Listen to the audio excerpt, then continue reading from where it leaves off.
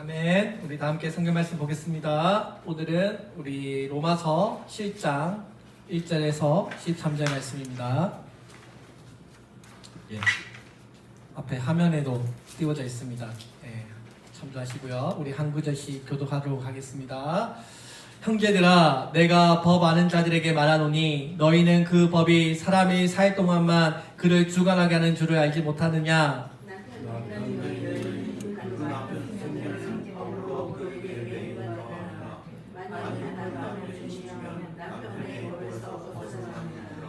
그러므로 만일 그 남편 생전에 다른 남자에게 가면 음녀라. 그러나 만일 남편이 죽으면 그 법에서 자유롭게 되나니 다른 남자에게 갈지라도 음녀가 되지 아니하느니라.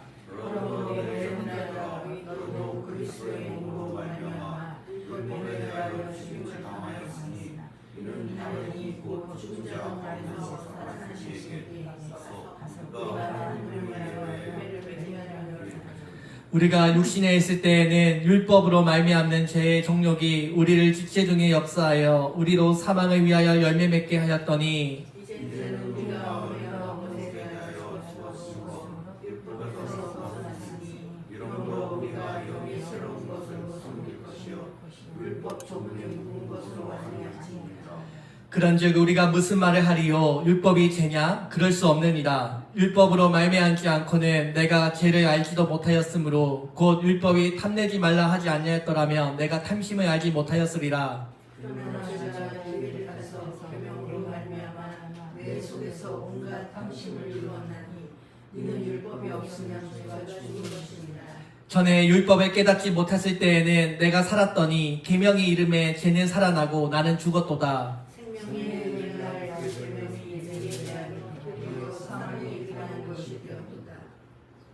네, 제가 기회를 타서 계명으로 말미암아 나를 속이고 그것으로 나를 죽였는지라.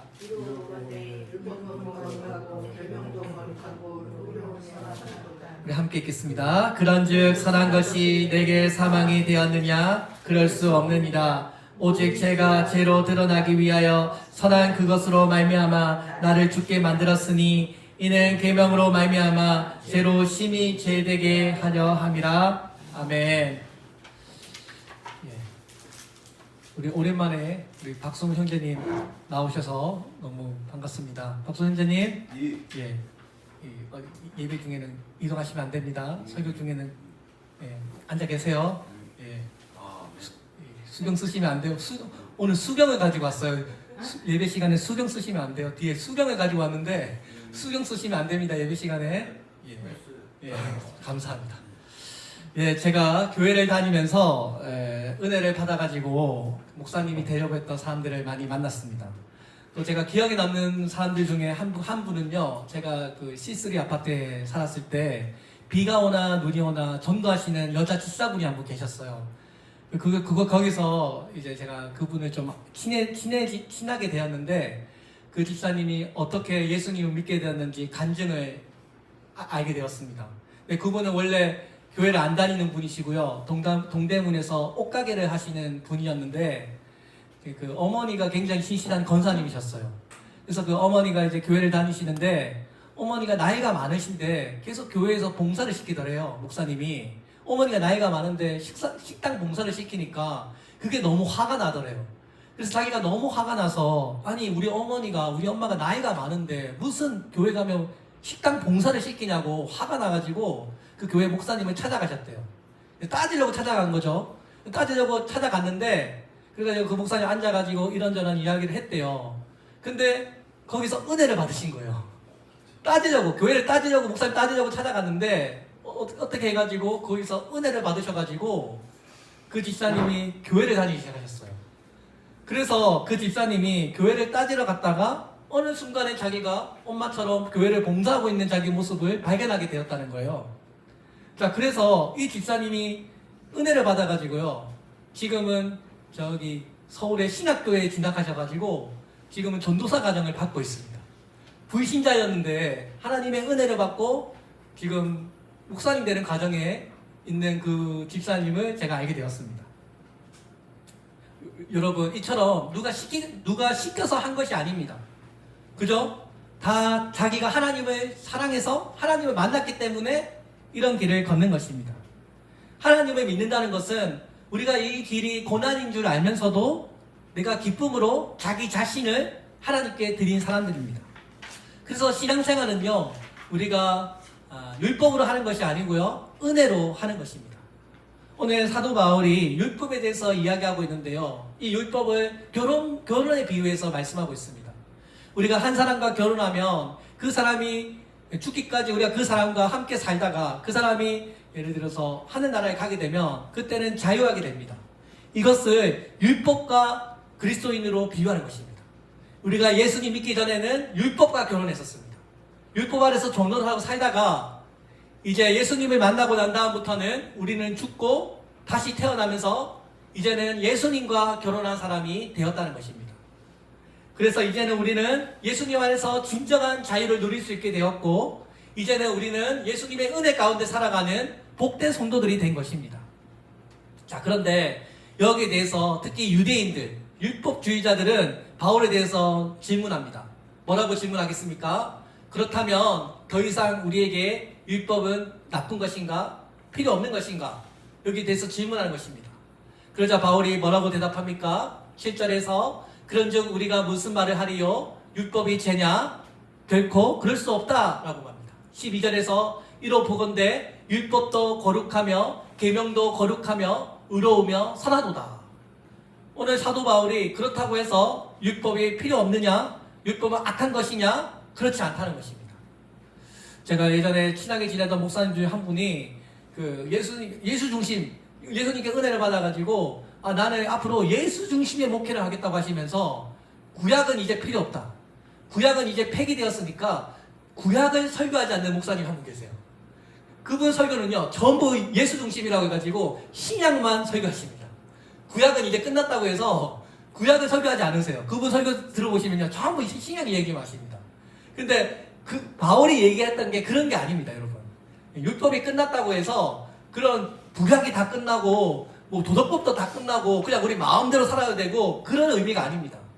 여기서 말하는 율법이 끝났다는 것은 우리가 구원을 얻기 위해서 해야 했던 제사법이라든지 음식법이라든지 절기법, 그런 것들이 이제 완성되었다는 거지, 여전히 이 율법이 가지고 있는 그 율법의 어떤 정신, 하나님 사랑, 이웃 사랑은 여전히 유효한 것입니다. 아멘이시죠, 여러분? 자, 그래서 바울이 말하잖아요. 바울이 뭐라고 말합니까? 율법은 선하고 거룩한 것이다. 율법도 하나님께서 주신 선물이기 때문에 하나님의 의로운 성품을 반영하고 있기 때문에 율법은 여전히 우리에게 있어서 의미가 있다고 이야기하는 것입니다. 자, 그래서 오늘 바울이 말하는 이 율법의 역할, 이 율법의 중요성은 바로 우리로 하여금 죄를 깨닫게 한다는 것입니다. 율법이 없었더라면 우리가 죄를 범했다는 것조차 인식하지 못했을 것입니다. 탐심하라 하지 말라 했는데 그런 법이 없었더라면 우리가 탐심해도 탐심인 줄을 몰랐을 것입니다. 사람은요, 법이 없으면요, 아무런 문제가 되지 않습니다. 그런데 법이 딱 생겨지는 순간부터 우리는 죄에 대해서 인식하게 되고요, 내가 얼마나 하나님 앞에 죄인인 것을 깨닫게 하는 것입니다. 그래서 여러분, 사람은요, 원죄의 유혹을 이기지 못합니다. 이것은 어른이나 아이들이나 마찬가지입니다. 아무리 좋은 이야기를 해도, 뭐 해라 하지 말라고 해도 아이들은 항상 삐딱하게 반응합니다. 오늘 마찬가지로 하나님께서 우리에게 율법을 주셨을 때는 하나님께서 우리에게 거룩한 하나님의 백성으로서의 어떤 모델이 되기 위해서 우리에게 율법을 주셨는데, 이 사람의 심령이 삐딱해져가지고 율법대로 행하지 않고 자기 마음대로 행하는 것입니다. 예수님을 믿는 우리들도 예수님을 믿는다고 하지만 여전히 제 유혹 가운데 우리가 살아가는 것입니다. 그래서 사도 바울이 이것을 이야기하는 것입니다. 여전히 율법이 유효하고 율법이 있지 않으면 우리가 죄를 깨닫지 못한다는 것입니다. 탐내지 말라고 말씀했는데 이런 말씀이 없다면 우리가 탐심을 알지 못한다는 것입니다. 여러분, 오늘 이 말씀하는 사도 바울이 어떤 사람입니까? 사도 바울은 누구보다도 말씀의 전문가였습니다. 바리새파 출신이고요, 가멜리아 학파에서 최고의 율법 교육을 받은 최고의 율법 학자입니다. 그런 바울이 최선을 다해서 자기가 율법을 지키려고 노력했던 그 바울의 고백이 뭐예요? 탐내지 말라고 했더니 내가 탐나는 그런 내 모습을 발견했다는 것입니다. 나중에 바울이 예수님을 만나고 난 다음에 뭐라고 고백합니까? 내가 괴수 중에 괴수로다. 그죠 여러분? 내가 죄인 중에 죄인이다. 내가 간음하지 말라 했는데 마음으로 간음하고, 도둑질하지 말라 했는데 남의 것을 탐내하고, 내가 겉으로는 거룩한 척 거룩한 옷을 입고 있지만 내 마음으로는 악을 행하는 그런 자기 자신을 인정할 수밖에 없었던 것입니다. 사도 바울이 자기 스스로 내가 선을 행하고 싶어 하지만 여전히 악을 행하는 자기의 모습을 발견하고요, 율법이 거룩하고 선하고 좋은 것임을 알면서도 그렇게 살지 못하는 자기의 연약함을 발견하게 된 것입니다. 그래서 여러분, 사도 바울, 이 율법학자 바울도 그렇게 살았는데요, 하물며 우리 같은 일반 보통 사람들은 얼마나 더 하겠습니까? 여러분, 오늘 우리가 여전히 우리 안에 역사하고 있는 죄에 대해서 지적하고 있습니다. 그래서 우리가 나중에 하나님 앞에 섰을 때요, 할 말이 없는 것입니다. 하나님 앞에 섰을 때요, 여러분, 우리의 이 과거의 삶을 파노라마처럼 쫙 보여주실 텐데, 거기서 누가 하나님 앞에 제가 죄가 없습니다, 저는 거룩하게 착하게 잘 살았습니다라고 말할 사람이 누가 있겠느냐 하는 것입니다. 자, 그래서 오늘 여러분, 오늘 우리의 마음 가운데 여전히 우리는 하나님 말씀대로 살아야 되고, 또 죄가 우리 마음에 침범에 들어오지 않도록 우리 마음을 잘 지켜야 하는 것입니다. 항상 죄의 유혹이 있기 때문에 내 마음, 나의 이 심령이 그냥 죄의 유혹에 내버려두면 우리가 다 뭐예요? 죄인처럼 살아간다는 것입니다. 교회라고 할지라도, 우리가 교회라고 하면 거룩한 하나님의 집이고 만민이 기도하는 집이고 성령 충만해야 하는 공간이지만, 이 교회마저도, 이 거룩한 믿음의 모임마저도 여러분, 내가 올바로 서 있지 않으면 얼마든지 사단이 침투해 들어오고 죄의 유혹에 노출되어 있다는 것입니다. 그 누구도 이런 죄악과의 전쟁에, 영적인 전쟁에서 자유로운 사람이 없다는 것입니다. 오늘 내 안에 어떤 영적인 전쟁이 일어난다는 것은 내가 아직까지 영적으로 살아있다는 증거입니다. 죽은 사람은요, 싸우지 못합니다. 내가 살아있기 때문에 이런 영적인 전쟁을 하는 것입니다. 내 안에 새로운 생명이 있기 때문에 죄로 인해서 갈등하는 것입니다. 불신자들은요, 이런 갈등도 하지 않습니다. 불신자들은요, 죄를 어겼다고 해서 거기에 대해서 조그만 양심의 가책 느끼지 않습니다. 그러나 우리 그리스도인들은 하나님께 감사합니다. 내가 조그만 죄를 지어도 그것에 대해서 회개하고 또 하나님의 그 예수 그리스도의 보혈에 우리가 나아갈 수 있다는 것으로 우리 하나님 앞에 항상 감사합니다. 오늘도 나를 변화시키시고 나를 다듬어 가실 하나님을 우리가 찬양합니다. 우리가 항상 날마다 깨어 있어야 하고요, 또 작은 죄에 대해서도 우리가 항상 경계해야 합니다. 이 죄가, 우리가 죽을 때까지 이 죄가 살아있기 때문에 하나님, 이 죄를 용서해 달라고 날마다 기도해야 합니다. 그래서 오늘 사도 바울이 우리의 마음을 죄의 병기로 두지 말고 뭐예요? 하나님이 기뻐하시는 의의 무기로, 의의 병기로 예수님께 드리라고 명하는 것입니다. 오늘 우리 교회가 예수 그리스도의 성령으로 충만하게 될 때 오늘 우리 죄와의 싸움에서 이길 수 있다고 믿습니다. 하나님께 구원받은 이 교회라고 하는 것도 여전히 죄의 유혹 안에 있습니다. 죄의 유혹을 받습니다. 교회는 하나님으로부터 부르심을 받은 거룩한 모임이지만 여전히 내 안에 타락한 본성이 있기 때문에 이 교회 안에도 여전히 죄가 존재합니다. 내 마음속에도 여전히 죄가 존재합니다. 여러분, 그래서 우리 주변에 큰 교회 보세요. 여러 가지 사건 사고들이 끊임없이 일어나잖아요.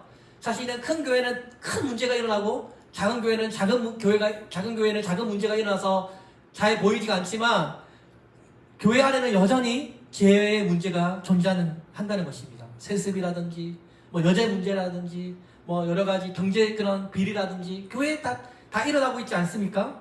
오늘날 우리가 한국 교회도 여러 가지 이런 물질주의 또 이런 자본주의의 바탕으로 세워져 있기 때문에 교회는 크든지 작든지 다 어떤 경제의 영향을 받습니다. 하나님께서 죄를 범하고 난 다음에 우리 인간들에게 수고하고 땀을 흘려야 그 소산을 먹을 수 있다고 말씀하셨습니다. 수고한 만큼, 내가 땀을 흘릴 만큼 자기의 소유를 가질 수 있도록 만들어진 것이 이 일반적인 세상입니다. 그래서 모든 사람들은 자기의 유익을 구하며 열심히 살아가게 되었습니다. 이 세상에 가진 형편에 따라서 사회적인 계층이 나누기 시작됐고요. 대기업에 있는가 하면 중소기업이 있고, 부자가 있는가 하면 가난한 사람이 있고, 불균등이 있고, 또 이것이 교회에도 마찬가지입니다. 교회 안에도 부한 사람이 있고, 가난한 사람이 있고, 큰 교회가 있고, 작은 교회가 있고, 교회도 여전히 자본주의처럼 돈의 영향력을 받습니다. 그렇지 않습니까, 여러분? 또 기업들이 서로 이익을 추구하기 위해서 경쟁하는 것처럼 교회도 서로 경쟁합니다. 교회가 경쟁하고 나중에 큰 교회들은 자식들한테 세습해서 물려주기도 하고요. 세상의 기업과 크게 다를 바가 없습니다. 교회가 성령 충만하지 않으면 세상의 모습에 그대로 따라가는 것입니다. 원래 교회는요, 하나님의 것이기 때문에요, 사고 팔 수 없습니다. 그죠, 여러분? 교회는 하나님의 것이라면서요, 교회는 사고 팔면 안 되는데 요즘 목사님들 사실은 다 사고 팝니다. 안 팔면 바보잖아요. 그렇기 때문에 요즘 다들 교회를 사고 팝니다. 영리 추구합니다. 흔히 우리가 기복주의라고 말하는 것도 뭐예요? 사람들이 자신의 어떤 욕망을 이루기 위해서 교회를 다니는 것입니다. 지금 큰 교회에 사람들이 왜 이렇게 많이 다니려고 합니까? 큰 교회에는 사람들이 기대심리, 군중심리라는 것이 있어서 사람들은 많은 곳에 모이기를 원한다는 것을 큰 교회가 잘 알고 있고, 그것을 잘 활용해서 멋진 시스템을 잘 차려놨습니다. 그러니까 사람들은 일반적으로 아무 걱정 없이 큰 교회를 다니고 싶어하고, 큰 교회를 다니면 내가 헌금 많이 안 해도 되고 또 묻어 다닐 수도 있고 눈에 안 띄고 하니까 큰 교회를 많이 다니려고 합니다. 옛날에는 없으면 없는 대로 그래도 교회가 운영이 됐는데요, 요즘에는 그것조차도 너무 어렵습니다. 요즘에 사람들은 상가교회를 잘 오려고 하지 않습니다. 예전에 제가 전도하신 한 분이 있었는데요, 큰 교회를 다니던 한 권사님이 계셨어요. 근데 그 권사님이 우리 교회 와서 한번 보시더니, 여기는 우리 집 화장실보다 우리 집 화장실보다 작습니다 하면서 가버린 분이 한 분 계셨어요. 우리 교회가 자기 화장실보다 작다고 가신 분이 한 분 있었어요. 근데 요즘 사람들이 사실 그렇지 않습니까? 이왕이면 큰 교회를 다니고 싶어 하지, 이 상가교회는 웬만하면 잘 오려고 하지 않습니다. 여러분들이 굉장히 특별한 사람들입니다. 그래서 여러분, 그 사람들에게 왜 큰 교회를 좋아하십니까? 왜 큰 교회를 다니십니까? 라고 물어보면 다들 그래요. 조용하게 숨어서 다닐 수도 있고, 내가 마음대로 왔다 갔다 할 수 있고, 또 거기 가면 조모임이 시스템이 잘 조직되어 있으니까 사람 만나기 좋으니까 큰 교회를 다닌다고 대답합니다. 그분들에게 있어서 뭐 교회를 세우겠다든지 내가 교회를 위해서 헌신을 하고 싶어서 그런 큰 교회를 다닌다고 하는 그런 어떤 신앙적인 동기가 아닙니다. 미국에서 유럽으로 교회의 부흥이 촛대가 옮겨가면서 교회의 어떤 아메리칸의 그런 자본주의적인 교회가 많이 생겨나기 시작했습니다. 마치 맥도날드처럼 교회도 빠르고 싸고 값싸게 찍어내는 그런 미국 형식적인 교회가 생겨나기 시작했고요. 그런 교회의 모습이 우리 한국 교회에 들어오게 되었습니다. 우리 한국 교회 또 여러분 생각해 보세요. 처음에 헐헐 벌판이었잖아요. 기독교가 없었어요. 근데 그런 미국적인 교회가 들어오기 시작하면서 한국 사회가 그때 굉장히 발전하기 시작했습니다. 한국 사회가 갑자기 고도 성장하면서 그때 못 먹고 못 사는 사람들이 교회에 오면 그래도 뭔가 먹을 수 있고, 또 그때 당시에는 교회가 굉장히 첨단 여러 가지 음악도 들을 수 있고, 교회에 오면 음악도 있고 기타도 치고 뭔가 배울 수 있기 때문에 교회에 오는 것이 그 시대에서는 굉장히 힙한 것이었습니다. 그리고 정부에서 교회를 굉장히 많이 밀어줬습니다. 그래서 그러다 보니 그 당시에 저는 이제 기억이 잘 안 나지만 그 당시에 굉장히 한국 교회가 십자가만 꽂아도 부흥하던 그런 시기가 있었고요. 그 시기에 시작했던 교회들이 다 오늘날 큰 교회가 되었습니다. 그래서 여러분, 오늘날에도 그런 맥도날드 같은 그런 교회, 빠르고 싸고 크게 그런 찍어내는 교회가 한국 교회에 많아지게 되었습니다. 지금도 여러분, 현실적으로 사람들에게 교회에 대해서 평가를 물어보면요, 뭘로 평가하십니까? 외형적인 크기, 그리고 그 교회의 재정으로 교회를 평가합니다. 그죠? 뭐 성령 충만하니 교회를 몇 시간 하느니 이런 걸로 교회 평가하지 않습니다. 그 교회 예배당 보고 그 교회 재정이 얼마인지 그걸로 사람들이 교회를 평가합니다. 교회가 건물이 필요 없다는 말이 아닙니다. 눈이 오고 비가 오고 추울 때는 당연히 건물이 있어야 예배를 드릴 수 있으니까 건물은 있기는 있어야 합니다. 그런데 이 자본주의 사회에서 이 교회라고 하는 것은 너무 보여주기 위한 성공과 그런 어떤 욕망 성취에 우리 한국 교회가 취해 있다는 것입니다. 그래서 자본주의와 한국 교회가 서로 손잡고 있습니다. 그런데 여러분 생각해 보세요. 큰 부모님들은 세습이라도 받을 수 있지만, 그래서 큰 교회를 계속 운영해 나갈 수 있지만, 우리같이 이렇게 아무것도 없이 시작하는 사람들, 이런 사람들은 부모님한테 물려받은 재산 같은 건 없고요. 심지어 부모들이 공부하는 것을 굉장히 싫어했습니다. 먹고 사는데 지금 힘든데 무슨 공부를 하냐고. 옛날엔 그랬습니다. 현실적으로 오늘 우리 개척교회도 이렇게 상가에서 시작하면요, 정말 그 어떤 목사가 특별하지 않는 이상, 정말 뭐 어떤 죽은 사람 살리고 막 이런 성령의 역사가 일어나지 않는 이상 이 상가를 벗어나기가 어렵다고 합니다.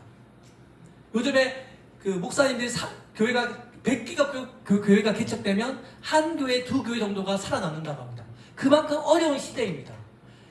그만큼 어려운 시대에 이 개척교회가 가난을 벗어나지 못하고요, 상가에서 시작하면 거의 상가에서 끝납니다. 그러면 작은 교회도 나름대로 먹고 살아야 하는데 그렇지 않습니다. 이미 큰 교회가 이 주변에 한번 자리 잡기 시작하면 큰 교회가 그 성도들을 다 진공청소기처럼 다 빨아들이기 때문에 그 대형 교회가 갖추고 있는 시스템을 작은 교회가 도저히 따라가지 못합니다. 여러분 그렇죠? 도저히 따라갈 수가 없는 거예요. 이미 그 사람들은 너무 많은 것을 준비해 놨기 때문에, 또 거기에는 교회를 잘 운영하는 사람들이 많이 모여있기 때문에 웬만해서는 작은 교회가 큰 교회를 이기지 못합니다.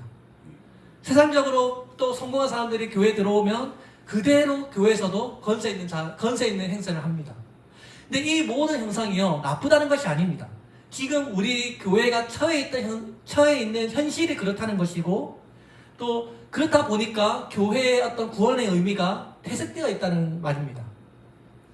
종교개혁자 존 칼빈은 자신의 책 종교개혁 기독교 강요에서 이렇게 말합니다. 땅이든 돈이든 교회가 소유하고 있는 모든 것은 가난한 사람들을 위하여 쓰여야 한다. 그 책 보면 이렇게 나와 있어요. 사역자들은 어떻게 해요? 다른 사람들에게 검소한 생활의 모범이 되어야 하므로 화려함과 값비싼 생활로 교회의 재물을 허비해서는 안 된다. 이 종교개혁자 존 칼빈이 생각했던 교회론입니다. 이 존 칼빈은 이 종교개혁자들, 옛날에 그 부패하고 타락했던 그 천주교회를 향하여 우리가 하나님이 꿈꾸는 새로운 교회를 시작했다고 했던 그 종교개혁자들이 생각했던 그런 교회입니다. 실제로 그 종교개혁자들이 목회했던 그 교회를 보면 우리 왜 스테인드 글라스로 화려한 예배당 있잖아요. 그 화려함을 다 없애버립니다. 벽화도 다 없애고요, 스테인 글라스도 다 없애고요, 굉장히 단순화시킵니다. 이런 설교대 화려하고 막 꽃도 있고 장식, 그 당시 굉장히 화려하게 꾸며놓았던 그런 설교단도요, 아무것도 없애버리고요, 굉장히 단순화시키고 굉장히 검소하게 만듭니다. 왜요? 본질을 충실하기 위해서. 교회의 본질이 사람들을 돕고 영혼구원하는 일이니까 교회의 본질을 충실하기 위해서 그런 외형적인 것을 최소화했던 것입니다. 그래서 사랑하는 여러분, 오늘 우리도 마찬가지입니다. 오늘 우리도 하나님이 기뻐하신 교회는 어떤 교회일까요? 여러분, 1세대 사람들이 개척했을 그 당시에 순수했다고 해서 그 이후의 사람들이 다 순수하게 믿음의 길을 걸어가는 것이 아닙니다. 오늘 우리 교회는, 오늘 이 시대의 교회는요, 항상 성령 충만해야 한다고 믿습니다. 교회가 기도하지 않고 성령 충만하지 않으면요, 교회는 항상 떨어지고요, 항상 내려가고요, 또 이 교회의 분위기는 냉랭해집니다. 그리고 저는 믿습니다. 큰 교회든 작은 교회든 우리가 믿고 있는 하나님은 똑같은 하나님이라고 믿습니다. 오히려요, 하나님은요, 작은 교회에 더 크게 역사한다고 저는 믿습니다. 사랑하는 여러분, 오늘 우리의 하나님은요, 상천하지의 하나님이고요, 부자의 하나님도 되시지만 가난한 교회의 하나님도 되십니다. 그러시죠, 여러분? 하나님은요, 하나님이 내가 한번 하겠다고 마음 먹으시잖아요. 그러면 모든 환경을 초월하시고요, 그것을 이루십니다. 그죠, 여러분? 하나님께서 하겠다고 마음 먹으시면요, 성도들의 마음을 사로잡으시고요, 하나님께서 우리가 조금 다르다고 해서, 자라온 배경이 다르고 환경이 다르다고 해서요, 우리가 부족하다고 해서, 여러분, 하나님께서는 이 교회를, 우리의 마음을 꽉 붙잡아 주십니다. 성령께서 우리의 마음에 함께 하시면요, 우리에게 거룩한 성령의 기름을 부어주십니다. 예수님께서 말씀하셨습니다. 요한복음 10장 38절에서 나를 믿는 자는 성령의 이름과 같이 그 배에서 생수의 강이 흘러나오리라. 오늘 이처럼 우리의 내면에 생수의 강이 흘러나와서, 여러분, 이 생수의 강이 뭡니까? 성령이 흐른다는 것입니다. 내 배에, 나의 뱃속에서부터 성령의 은혜가 흘러나와서, 여러분, 우리가 어려움에 처해 있더라도 예수님을 향한 기쁨이 솟아난다는 것입니다. 우리가 환경을 보면 참 비교가 많이 되잖아요. 또 나도 모르게 위축될 때가 있습니다. 괜히 모르게 큰 교회 목사님 보면 우르르 보게 되고요, 괜히 모르게 위축이 됩니다. 그런 사도 바울이 감옥에 있어도 내가 기뻐하고, 내가 가난해도 기뻐하고, 내가 어디를 가든지 내가 만족할 수 있던 그 이유가 무엇입니까? 예수 그리스도 안에서 참된 기쁨을 발견했다고 하지 않습니까? 사도 바울이 어느 곳에 가든지 성령 충만했기 때문입니다. 여러분, 위대한 위인 중에 헬렌 컬러 다들 잘 아시죠? 이 헬렌 컬러는 우리가 알고 있듯이 상중고의 그 고통을 가졌던 위인입니다. 상중고, 보지도 못하고 듣지도 못하고 말하지도 못하는 그런 고통의 장애인이었습니다. 세상적으로 보면 참으로 불쌍한 사람입니다. 근데 더 놀라운 것은 그녀의 말년의 인생을 자기가 회고하면서 이렇게 고백합니다. 아, 나는 이 인생을 참 아름답게 잘 살았다. 아니, 보지도 못하고 듣지도 못하고 말하지도 못하는 이 사람이 자신의 인생을, 나는 인생을 잘 살았다고 고백한 것입니다. 왜? 이 그녀를 이끌어준 그 설반 선생님이 끊임없이 그녀를 격려했기 때문입니다. 뭐라고 격려한지 아십니까? 삶의 조건은 그 어떤 것이라도 그 사람을 결코 패배시킬 수 없다. 하나님은 어떠한 환경도 끊을 수 없는 사랑으로 여전히 너를 사랑하심으로 너는 얼마든지 삶의 환경을 극복하고 행복한 삶을 살 수 있다. 이 말 한마디로 헬렌 켈러의 인생을 바꿨습니다. 이 말은 우리도 성령 충만하면 이 어려운 환경을 이기고 행복할 수 있다는 것입니다. 사랑하는 여러분, 믿으십니까? 성령이 강하게 역사하면요, 작은 교회도 살아남는다고 믿습니다. 사람이 환경이 나빠서 불행한 것이 아닙니다.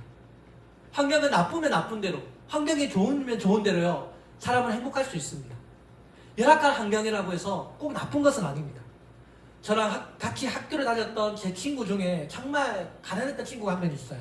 근데 그 친구가 열심히 공부해가지고요, 자기 인생을 뒤집어 엎었습니다. 몇 안 되는 친구 중에 한 명 있는데 그 친구가 공부를 잘하는 친구예요. 근데 집이 굉장히 가난해요. 아버지도 여유고 어머니도 이렇게 장애가 있어가지고 굉장히 그 좀 환경적으로 안 좋은 친구인데, 그 친구가 열심히 공부를 해가지고 원래는 그 고려대를 가려고 했는데 시험을 잘 못 봐가지고 경북대학교를 들어갔어요. 근데 거기서도 열심히 자기가 공부를 해가지고, 여러분 포스코 아시죠? 포스코의 본사에 입사를 했어요. 그래서 지금 잘 살아요. 자기 인생을 한번 뒤집은 친구입니다. 제 친구 중에서 몇 안 되는 자기의 그 환경을 극복한 친구인데, 여러분 생각해 보세요. 옛날에 우리 허허벌판에 시작했던 그 교회에 비하면요, 지금의 어려움은요 사실 아무것도 아닙니다. 우리가 힘이 빠질 수 있지만 여러분 힘 빠지지 마시고요. 여러분이 아프면 안 됩니다. 여러분이 아프면 교회가 아프니까요. 여러분 불행하지 마세요. 여러분이 불행하면 교회가 불행하니까요. 여러분 힘을 내시기 바랍니다. 성령께서 우리와 함께 하셔서 우리가 죄를 짓지 않도록 성령께서 우리를 막아주십니다. 그리고 우리가 살아있기 때문에 시험과 고난도 있는 것입니다. 그리고 오히려요, 시험과 환난이 많으면 많을수록 믿음의 길을 걸어가고 있는 것입니다. 우리 교회가 열악한 환경을 당당하게 이기고 영혼 구원에 승리해서 많은 영혼들을 천국으로 인도하는 그런 교회로 세워지리라 저는 믿습니다. 저는 살아계신 하나님의 기적이 우리의 삶 가운데 지금도 일어난다고 믿는 사람 중에 한 명입니다. 그리고 우리 교회가 그런 환경에 굴하지 않는 그런 교회가 되기를 원합니다. 우리의 사명이 무엇입니까? 우리의 사명은 주님의 사명을 이 땅에서 풀고 천국에 가야 하는 것입니다.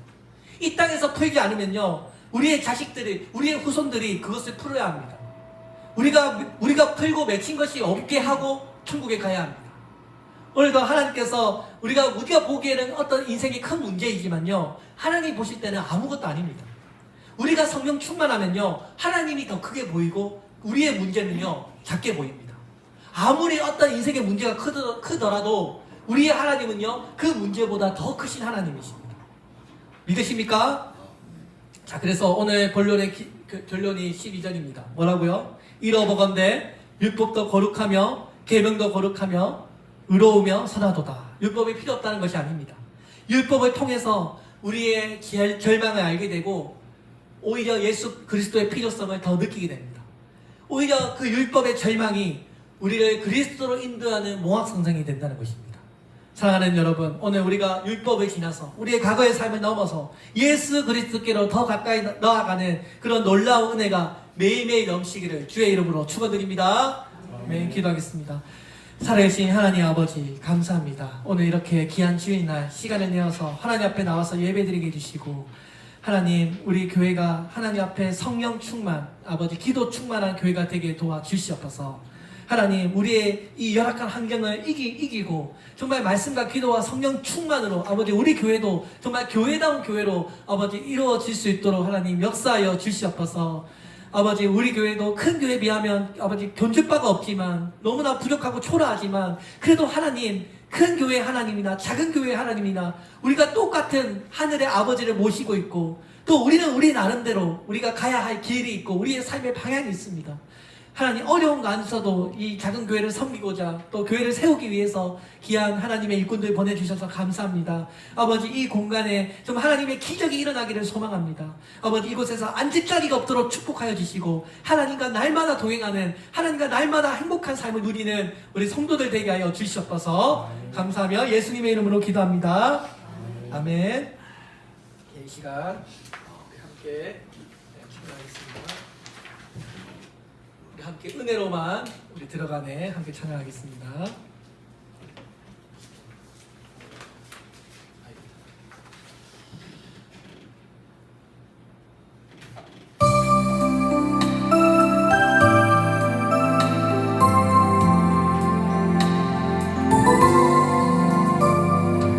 은혜로만 들어가네, 은혜로만 선다네. 노력이 아닌 어린 양의 보혈로 그분의 임재 가운데 오라 하시네. 우리를 부르신 그곳 그대로 들어가네. 주님의 그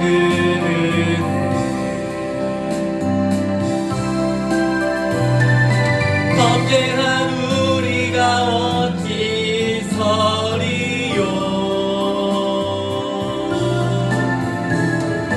어린 양의 보혈이 깨끗해 하시네.